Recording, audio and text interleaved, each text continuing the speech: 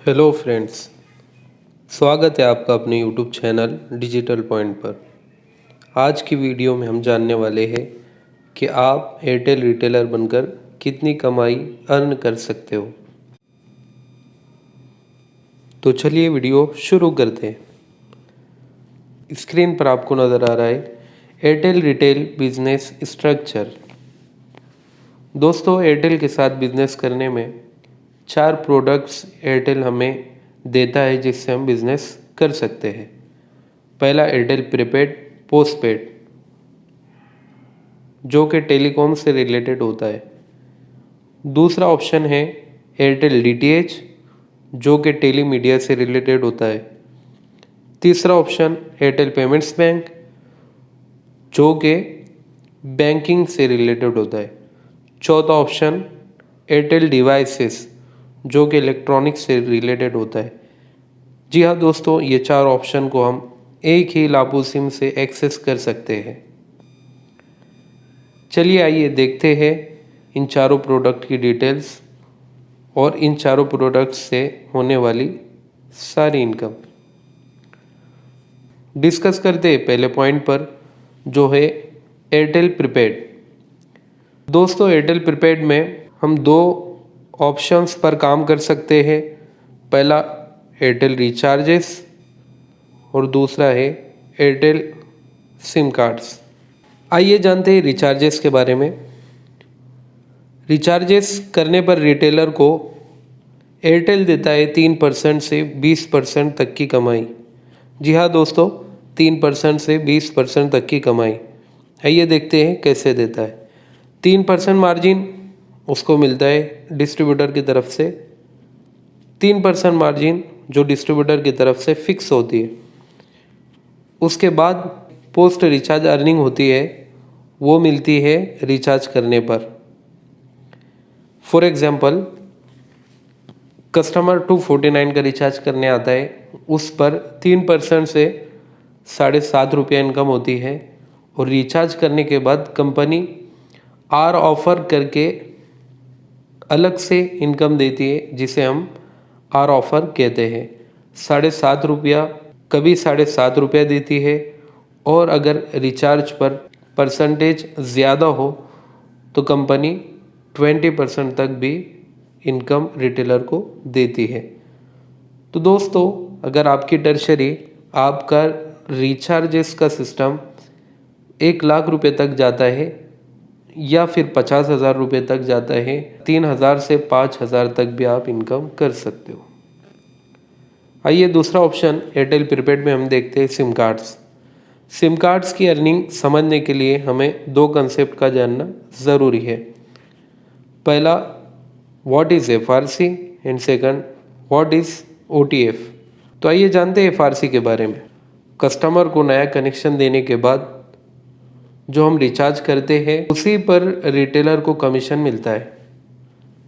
जी हाँ दोस्तों, जितना भी कमीशन है एयरटेल न्यू सिम कार्ड्स पर, एमएनपी पर, वो सारा का सारा पैसा एफआरसी पर ही होता है, यानी फर्स्ट रिचार्ज पर। एफआरसी का फुल फॉर्म होता है फर्स्ट रिचार्ज कूपन।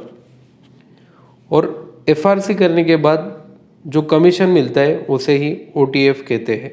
उम्मीद है आप इस 2 टर्म्स को जान गए होंगे। आइए देखते हैं एक रिटेलर न्यू सिम कार्ड देकर कितनी अर्निंग कर सकता है।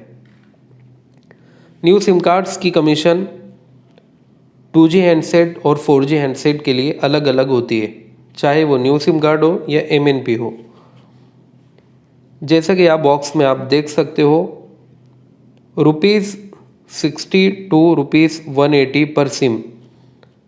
यहाँ पर कस्टमर अगर 2G हैंडसेट वाला हो तो उस पर कमीशन कम हो सकता है, यानी 60 to 180 वेरी कर सकता है। और अगर कस्टमर 4G हैंडसेट वाला हो तो 180 के अराउंड आपको अर्निंग हो सकती है। सेकंड ऑप्शन जो है वो है एमएनपी। एमएनपी पर स्लाइटली 2G हैंडसेट के लिए जो अर्निंग होता है वो ज़्यादा होता है, इसलिए कि कस्टमर दूसरी कंपनी से पोर्ट इन हो रहे हैं, इसलिए कंपनी इस पर कमीशन ज़्यादा देती है।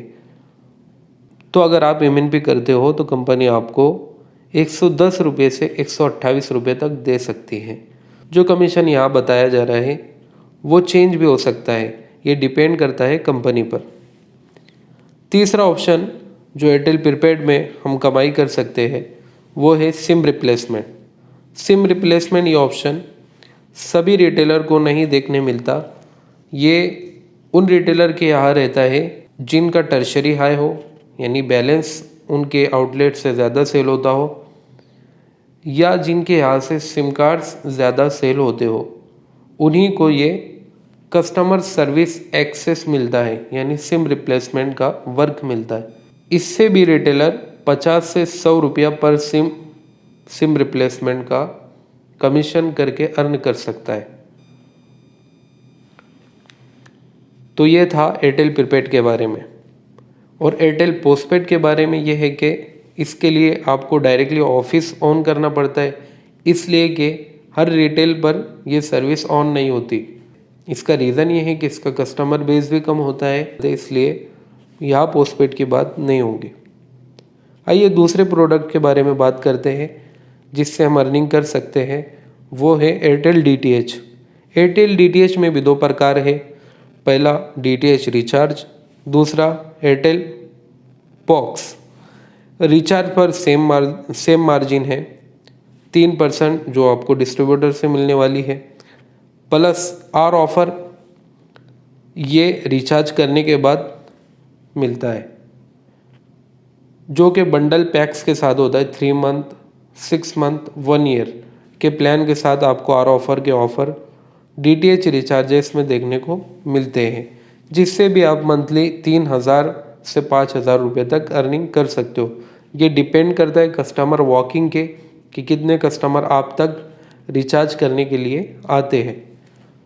दूसरा ऑप्शन जो कि एयरटेल DTH का है और जिससे रिटेलर बहुत सारी इनकम कर सकता है, वो है एयरटेल बॉक्स। एयरटेल के यहाँ जो DTH बॉक्स है वो 3 टाइप्स के हैं। पहला SD बॉक्स, मीन्स के सिंपल डेफिनेशन बॉक्स, जिसमें HD चैनल नहीं दिखाई देता है। दूसरा HD बॉक्स, यानी कि हाई डेफिनेशन बॉक्स, इसमें HD चैनल सपोर्ट होता है और पिक्चर क्वालिटी डिसेंट होती है। तीसरा ऑप्शन और तीसरा जो प्रोडक्ट है, तीसरा जो टाइप है वो ये है एंड्रॉयड बॉक्स।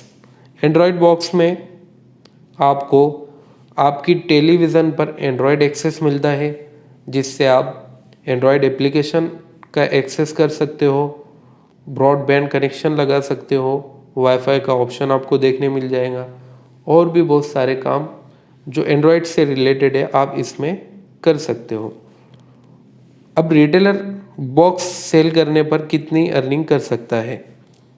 जी हाँ दोस्तों, पर बॉक्स 600 रुपये, पर बॉक्स 600 रुपये से 800 रुपया रिटेलर सिर्फ एयरटेल बॉक्स सेल करके अर्न कर सकता है, जो कि बहुत ज़्यादा होता है।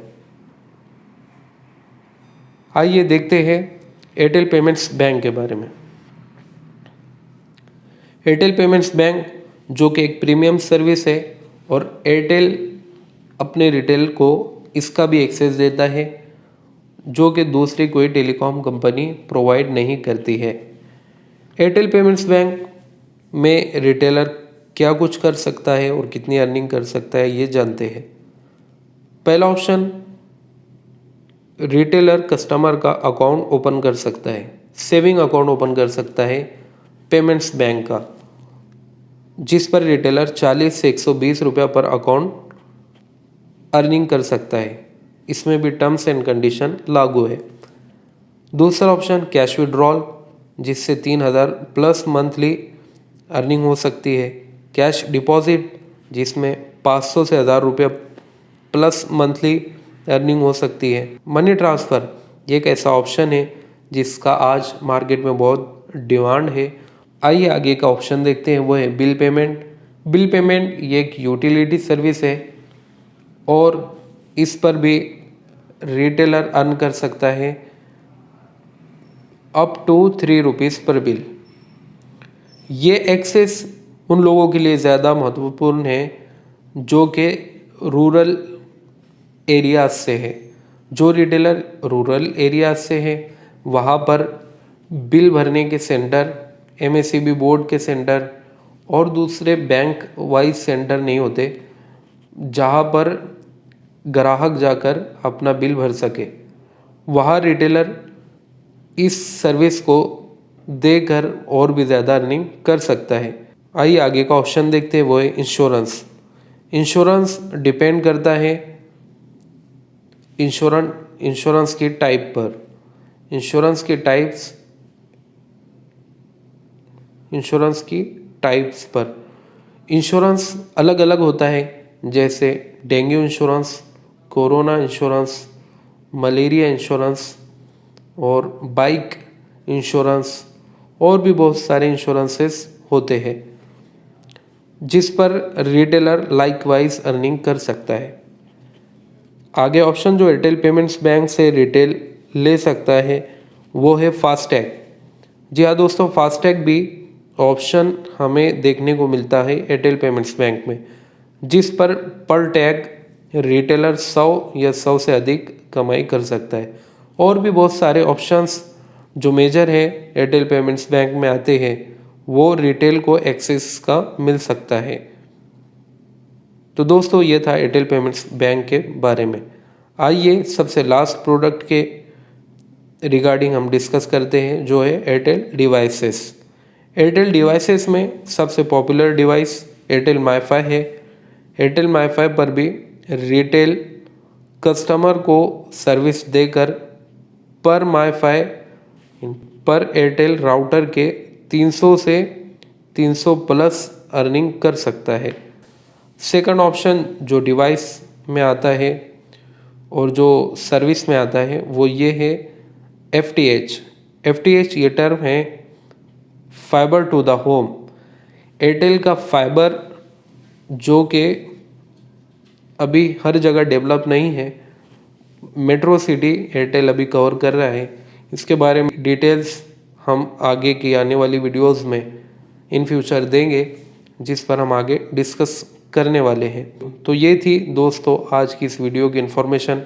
उम्मीद है आपको पसंद आई होंगी और इतनी सारी डिटेल जानने के बाद आप ये सोच रहे होंगे कि हम एयरटेल रिटेलर कैसे बने। तो दोस्तों चलिए आपको बताते हैं कि आप एयरटेल रिटेलर कैसे बन सकते हो और इसकी रिक्वायरमेंट क्या क्या है। पहला ऑप्शन, आपके पास एयरटेल सिम होना चाहिए। दूसरा, आपका शॉप होना चाहिए विथ प्रॉपर बैनर। तीसरा सबसे मेजर पॉइंट, आपको अपने एरिया के डिस्ट्रीब्यूटर से मिलना होगा। आपके एरिया के डिस्ट्रीब्यूटर से आप मिलिए, उनको ये सारी डिटेल्स शेयर कीजिए। शेयर करने के बाद वो आपको अपनी टेरिटरी में मैप कर देंगे और उसी में आप एयरटेल रिटेलर बन सकते हो और ये सारी चीज़ों का एक्सेस आपको मिल सकता है। फिर भी अगर आपको कोई दिक्कत आ रही है तो आप स्क्रीन पर बताए हुए नंबर पर कांटेक्ट कर सकते हैं। आपको यहाँ पर सिर्फ व्हाट्सएप ही करना है, आप इस नंबर पर कॉल ना करें। Thank you.